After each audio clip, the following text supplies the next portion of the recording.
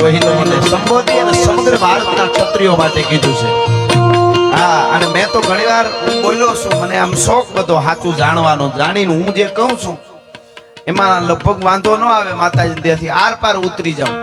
અને પેલા કેતો હોય છે એ બહુ ખબર ન ધ્યાનમાં લેવું. પ્રોગ્રામમાં એવું કીધું રાજદીપભાઈ મેં ઘણી વાર, પેલા નહીં પણ કોરોના પછી તો ખાસ વખત આવ્યું હરખું, પછી વળગી ગયો છું બધું જોવા વાંચવા.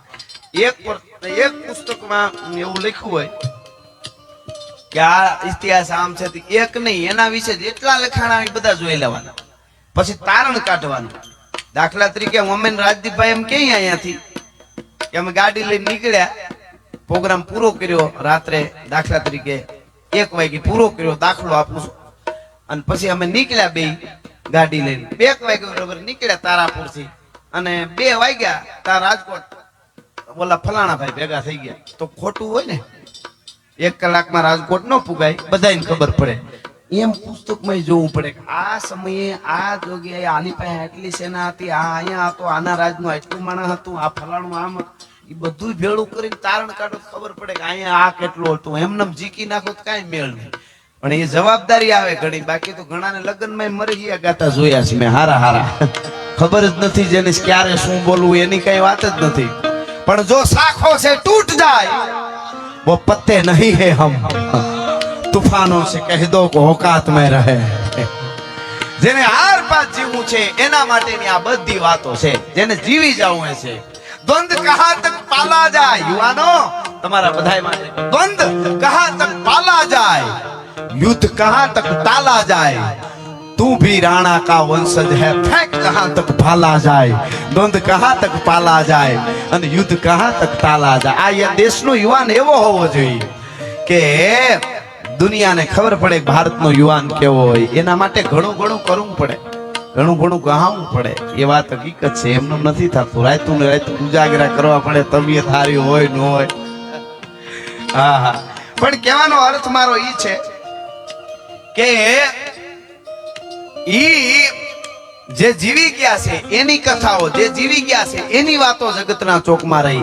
એટલે હું કહેતો હતો કે અમે ઘણીવાર અહીંયા 18 વર્ણ બેઠા છે, આપણે બધાને એક થવું છે હવે.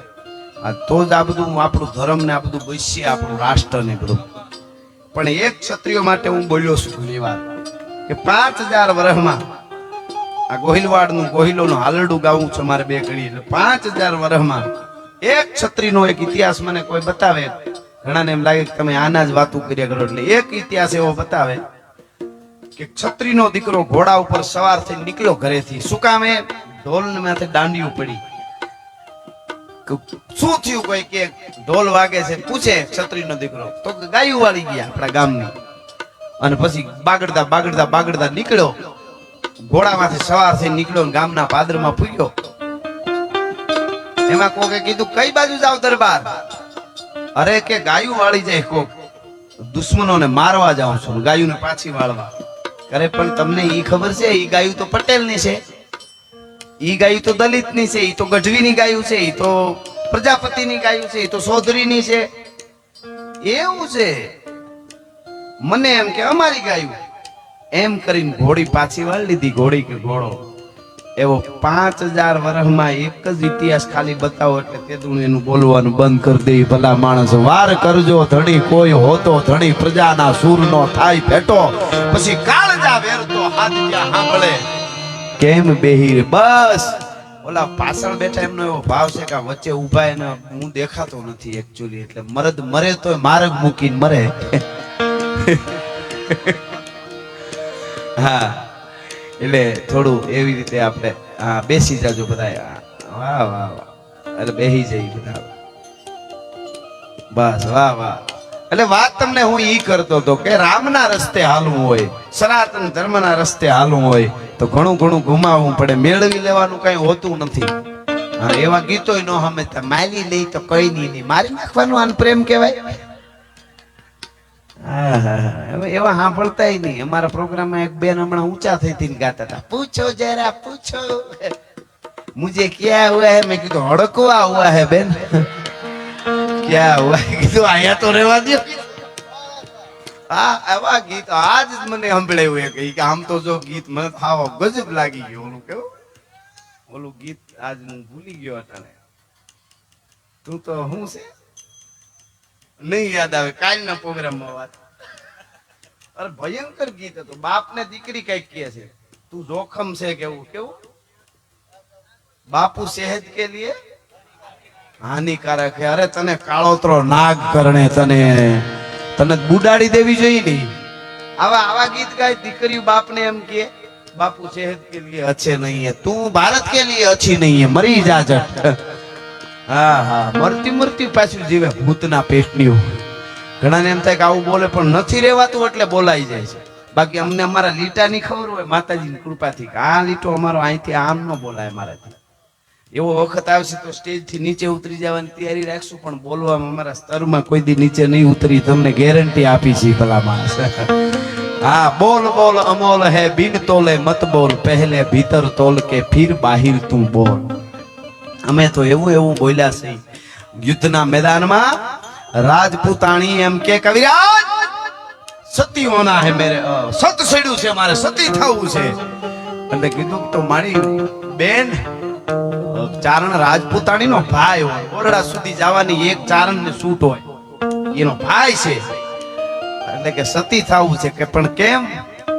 કે કેમ સતી થાવ? યુદ્ધના મેદાનમાં મારો ધણી માથું ઉતારી દીધું છે, ધડ લેડ્યું માયલો સુધી. કે તો કે માથું જડતું નથી, માથું ખોળામાં લીધા વગર મારે સતી કેમ થવાય? રાજસ્થાનનો હકીકત સત્ય ઇતિહાસ છે. ઘણાને ઘણી વાતોમાં શંકા લાગે તો એને હું એટલું જ કહું છું કે આજથી 60 વર્ષ પહેલા, થોડા 60 વધારે લાગે તોય હું 60 કહું.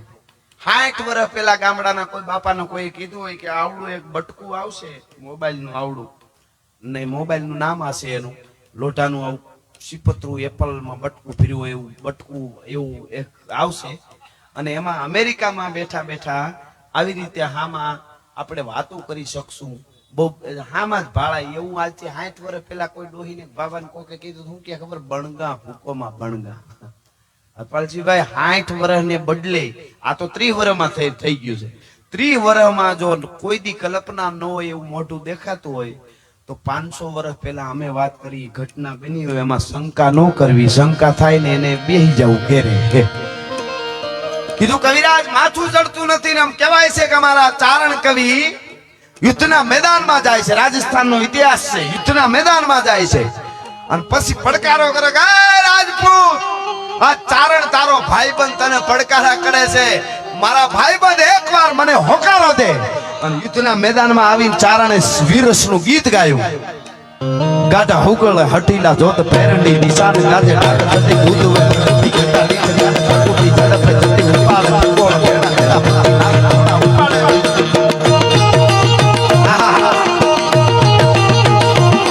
ગાઢા હુકળ હટીલા જોત પેરંડી નિશાન ગાજે ડાકતી ભૂત વેતી ઘટાડી ચડી ઝડપે ચડી ઉપાડ કોણ નામ ઘોડા ઉપાડ વહી પાટવાન વિધાન હેમરાય ખાતર વાળે આસમાન મેરા